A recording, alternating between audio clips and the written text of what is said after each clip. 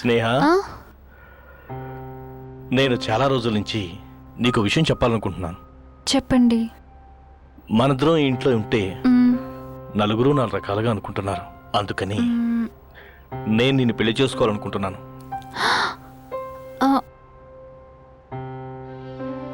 నువ్వు సరే అంటేనే.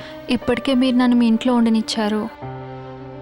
మీ మంచితనాన్ని అవకాశంగా తీసుకుని మిమ్మల్ని ఉపయోగించుకున్నానని చెడ్డ పేరు నాకొద్దు. స్నేహ, అవును, గుళ్ళో దేవుణ్ణి రోజు చూడాలనుకోవడంలో తప్పులేదు.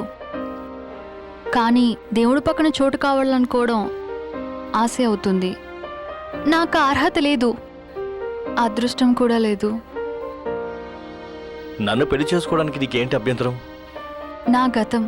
ఓ, నాకు అవసరం లేదు. కానీ చెప్పాల్సిన బాధ్యత నాకుంది. మీరు ఇప్పుడు చూస్తున్న నేహ వేరు, అమాయకంగా కనిపించే ఆ నేహ వేరు.